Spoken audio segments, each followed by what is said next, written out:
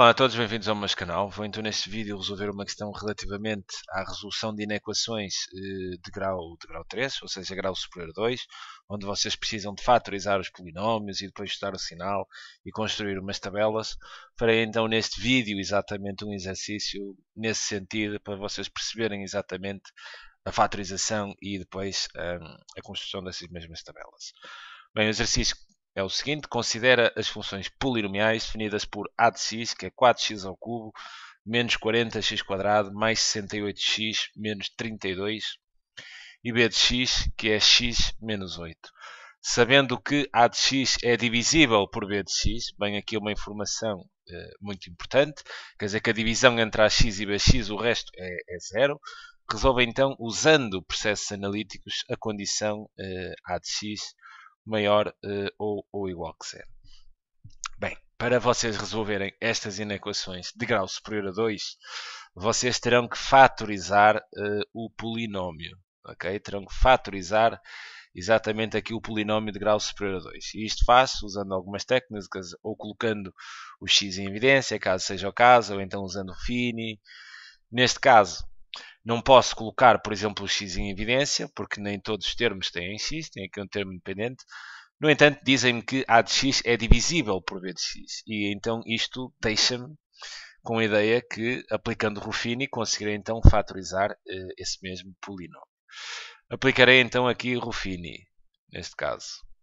E então, Ruffini, quer dizer, o polinómio divisor é este. Vou colocar aqui os coeficientes, 4, depois menos 40, depois mais 68 e depois finalmente menos 32.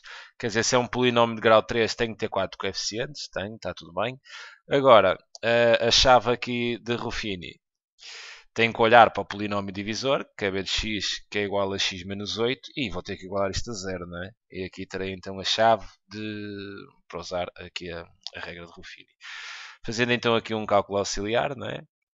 Igualando aqui b de x a 0, isto é equivalente a dizer que x menos 8 é igual a 0, o que é equivalente então a dizer que x é igual a 8. Usarei então aqui o 8 como chave de Ruffini.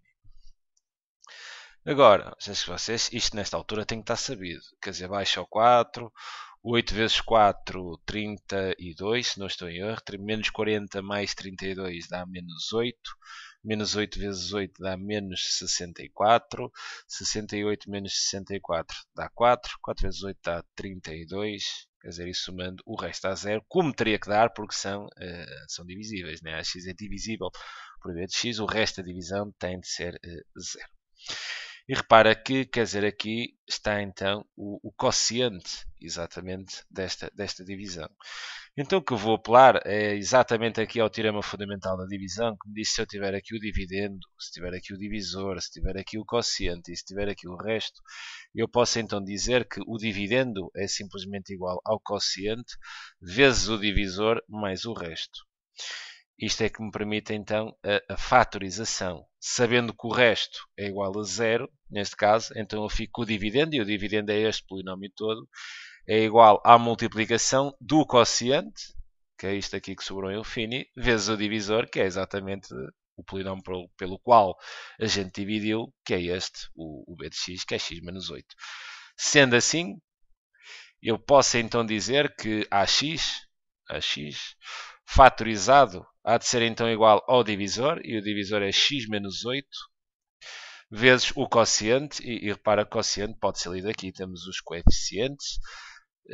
Este coeficiente é do segundo grau, do primeiro, e termo independente ficará então 4x ao quadrado menos 8x mais 4. Agora que tenho aqui o polinómio fatorizado, e tenho aqui um fator, quer dizer, este fator aqui é do primeiro grau, e este fator aqui é do segundo grau, então tudo bem, não preciso fatorizar mais para fazer esta inequação, porque para montar aqui depois a tabela das inequações eu tenho que ter fatores do primeiro ou então do segundo grau. Eu ressalvo só aqui um determinado parênteses para chamar a atenção aqui a uma situação. Neste caso já nos dizem qual é o polinómio divisor, mas por vezes vocês terão estas situações onde vos dizem não vos dizem que é divisível por x menos 5, mas, por exemplo, dizem-vos que um dos zeros do polinómio é 5. E vocês usam em Ruffini exatamente aí o 5, nesse caso, como sendo a chave de Ruffini. Mas depois como é que fariam a fatorização? Eu vou-vos dar aqui uma estrutura que vos permite depois montar essa mesma fatorização. Então, isto fica, por exemplo, vou mudar porque não é A de x, mas sim P de x. Isto é só um à parte porque às vezes dão-vos os zeros e não vos dizem isto. E depois aí podiam ficar um bocado às aranhas para saber qual é que era o divisor. Então, nesse caso, se eu vos disser que 3 é 0 daqui deste polinómio A de x, usam então o 3 aqui como chave de Ruffini, fazem tudo, né? Depois, a fatorização fica ao quociente, exatamente como ficou aqui, quer dizer, há de ficar ao quociente, e depois vocês multiplicam e há de ficar sempre x menos a raiz que usaram em Ruffini. Okay? Se vos derem um zero do polinómio e usarem exatamente essa chave aqui em Ruffini, esse zero aqui em Ruffini, a fatorização há de ficar sempre desta forma. P de x igual ao quociente que resultou de Ruffini, vezes, abrir parênteses, x menos exatamente esta raiz que usaram em Ruffini. Okay? Fica só aqui este pequeno à parte e reparem como neste caso resultaria. Quer dizer, se eu tenho ali o 8, ficaria então quociente vezes x menos 8. A mesma coisa que tenho aqui, mas aqui toquei então no teorema fundamental da divisão. Isto é depois uma regra um pouco mais prática. Agora, voltando aqui ao problema, quer dizer, já tenho A de x aqui fatorizado, tenho um fator do primeiro grau, tenho um fator do segundo grau. O que vocês devem agora fazer neste caso, eu vou só passar aqui para ter um pouco mais de espaço, quer dizer, tenho x menos 8, depois vezes, a minha memória não é grande coisa, quer dizer, 4x quadrado menos 8x e depois mais 4. Bem, tenho então aqui um polinómio do primeiro grau e um polinómio do segundo grau. O que eu farei aqui é um estudo individualizado de cada um destes fatores. Ou seja, tenho exatamente aqui este fator do primeiro grau. Peço aqui desculpa por isto. Tenho aqui este fator do primeiro grau. Vou pensar neste fator como se fosse uma função. Quer dizer, vou definir então aqui uma função que é x menos 8. É uma função afim. Vou procurar os zeros, né? X menos 8 igual a 0. O que me dá x igual a 8 e vou colocar então aqui o esboço dessa função. Sei que esta função afim quer dizer é um x, então o declive é positivo, então esta função afim é crescente e tem 0 em 8, quer dizer que ela passa aqui no 8 e depois tem então, é crescente, não é? Aí ficou aqui uma reta um pouco estranha. Quer dizer, isto é só um esboço, ok? Não é que tenha ficado melhor, mas isto é só mesmo um esboço. Para vocês perceberem o sinal. Antes de 8, antes aqui deste 8, antes deste 0, esta função é negativa. E depois deste 0, esta função é então positiva. Bem, este sinal deste primeiro fator está então estudado. Procederei agora ao estudo deste segundo fator. E neste segundo fator, o que eu tenho neste caso, é uma função, vou pensar nisto, né, como se fosse uma função do segundo grau, uma função quadrática, onde eu vou aqui fazer o cálculo dos zeros. Fica 4x quadrado menos 8x mais 4 igual a 0, porque eu aqui no meu esboço, né, sei que vou ter uma parábola, mas será que esta parábola não tem zeros? Será que ela tem dois zeros? Será que tem apenas um zero? Será que está voltada para baixo? Quer dizer, essa análise que eu farei então aqui em cálculo auxiliar para perceber o sinal desta parábola. Para determinar aqui os zeros, o que eu vou aplicar é então a fórmula resolvente, quer dizer, isto fica x igual a menos b, simétrico de b, então mais 8, mais ou menos aqui a raiz quadrada de menos 8 ao quadrado, menos 4, vezes a, que é 4, vezes c, que é então 4 também. Tudo a dividir por 2a, que há de ser 2 vezes 4. Bem, isto é equivalente a ter x, aqui dá 8, mais ou menos, a raiz quadrada. 8 ao quadrado é 64, 4 vezes 4, 16, 16 vezes 4, 64, ora aqui até dá 0. Esta aqui dá 0, deixa eu só confirmar aqui os cálculos, mas penso que não me enganei. 4 vezes 4 é 16, 16 vezes 4 é o dobro 2 vezes, 32, 64, está certo. Dá então menos 64, aqui dá 8, aqui vai dar raiz de 0, então fica 8 mais ou menos 0, quer dizer, mais ou menos 0 é 8, né? 8 mais ou menos 0 é 8. Então diz-me que esta parábola tem um único zero, de x 8 sobre 8, ou seja, o x é exatamente igual a 1. Esta parábola tem um único zero e é um zero duplo. Okay? Agora, sendo assim, o desenho desta parábola, olha aqui para o coeficiente do termo maior grau, que é 4, então é maior do que zero. Isto diz-me que quando este A, que é o coeficiente do termo maior grau, é maior que zero, a parábola tem assim a concavidade voltada para cima.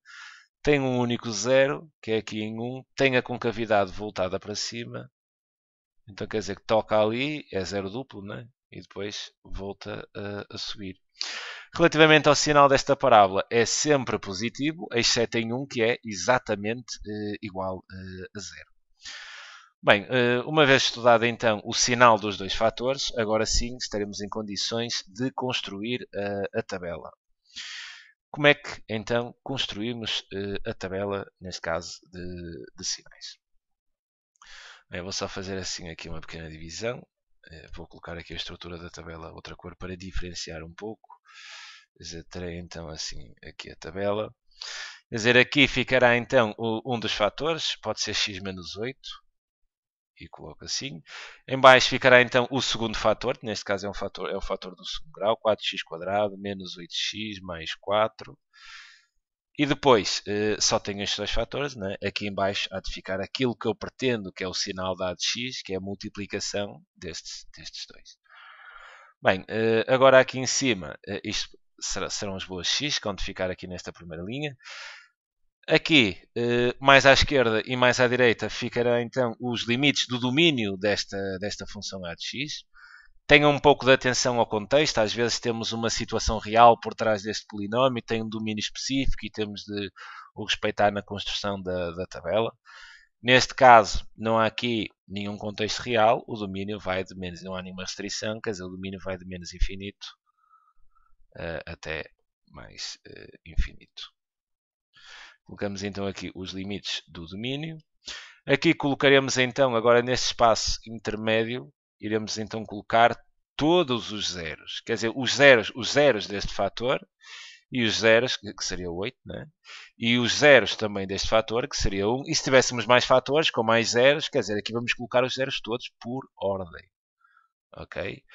Por ordem, obviamente, crescente, à medida que o domínio da função vai crescendo. Bem, tenho aqui dois zeros, tenho o 1 e tenho o 8. O que devo fazer aqui?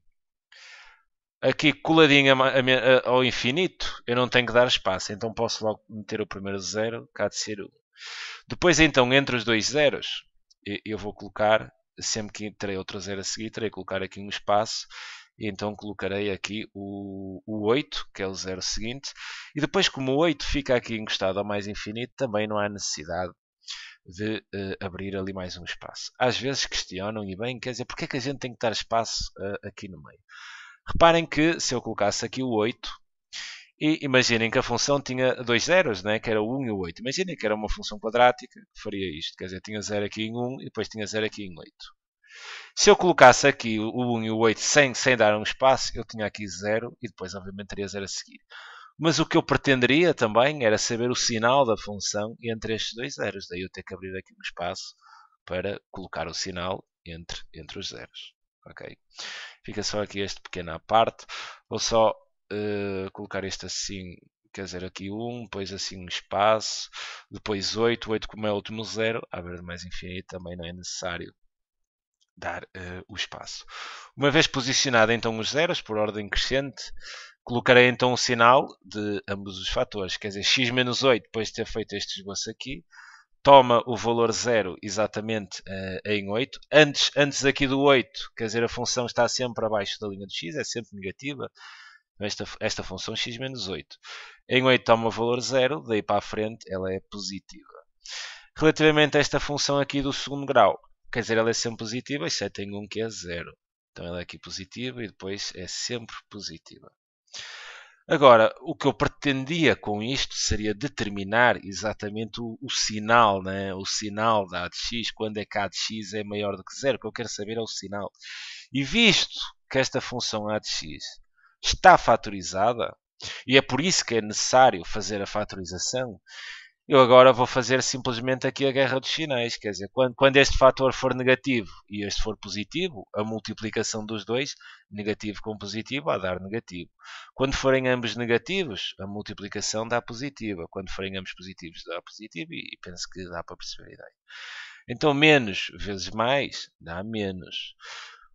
Um número negativo vezes zero, quer dizer, vezes zero, dá sempre zero. Depois, negativo com positivo na multiplicação dá negativo. Zero vezes qualquer coisa dá zero. E depois, positivo com positivo dá então positivo. Depois de ter marcado aqui o sinal da função, neste caso da de x, agora sim vou tentar responder aqui na equação. Eu queria saber quando é que esta função a de x é maior ou igual a zero. Olhando aqui para o sinal da de x, quer dizer, é maior ou igual a zero, exatamente aqui, de 8, né? De 8 a mais infinito. A função toma o valor zero, não me esquecendo que aqui em 1, quer dizer, cuidado, em 1 toma 0, não posso esquecer deste valor. Sendo assim um conjunto de solução, seria então o intervalo fechado em 8, porque pode ser 0, até mais infinito, em mais infinito aberto. Reunião então, cuidado, não se esqueçam, quer dizer, se pode ser 0, aqui não é 0, então temos que reunir com simplesmente aquele ponto, 1. E ficaria então aqui a questão resolvida. E é assim mesmo que se faz uma inequação de grau superior a 2. Terão que fatorizar o polinómio até terem fatores do primeiro e do segundo grau. Quando isso acontecer, estudam separadamente esses fatores como de uma única função se tratasse. Fazendo o esboço do sinal, constroem a tabela, exatamente aqui desta forma, e depois fazem a guerrinha dos sinais, né? E veem o que querem e dão um conjunto de solução. É simplesmente isto. Fica então aqui a sugestão da resolução. É sempre um prazer enorme ajudar. Um grande abraço.